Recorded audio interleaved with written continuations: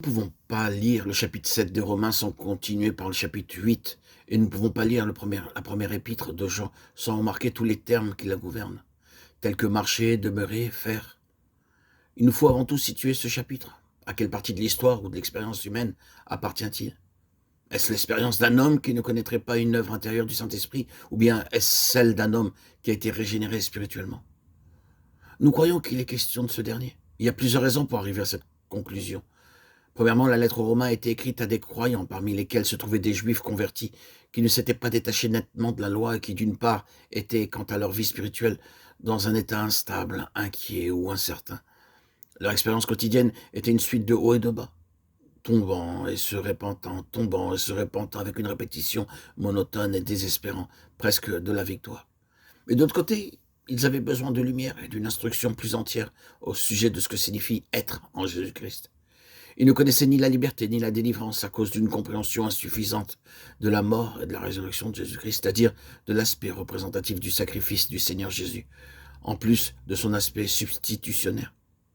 De plus, Paul, qui avait déjà montré dans le chapitre 6 des Romains ce que signifie l'identification avec Christ, continue à souligner qu'elle a pour résultat de tirer une ligne entre la chair et l'esprit dans le croyant, et qu'elle demande que la marche soit désormais dans l'esprit. Si l'enfant de Dieu ne marche pas dans l'esprit, son état sera toujours celui qui est présenté dans le chapitre 7 des Romains. C'est une condition qui n'était pas rare parmi les chrétiens du Nouveau Testament eux-mêmes, comme le montre la première épître aux Corinthiens et celle aux Galates, et qui est la première raison de la plupart des écrits du Nouveau Testament.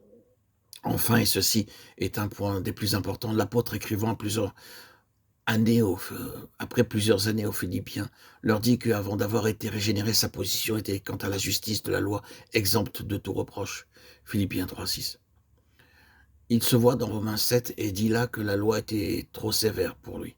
Elle le frappait, elle le tuait. Il ne pouvait l'observer. Sous son fardeau, il s'écria « Misérable que je suis !» Ce n'est pas exempt de tout reproche. Il s'est donc produit quelque chose qui a troublé sa satisfaction et qui a fait de lui un homme divisé par la guerre civile, qui fait rage en lui.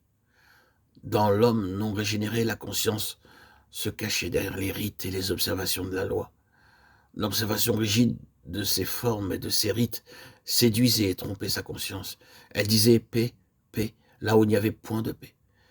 Mais lorsque le moment du réveil spirituel arrive, cet état de choses ne peut plus subsister. La conscience ne peut plus être séduite, et bien que l'âme puisse encore essayer quelques flirts avec le péché, l'esprit éveillé et vivifié est et réprime sa propre âme. Il appelle les choses par leur nom, c'est-à-dire il appelle le péché péché.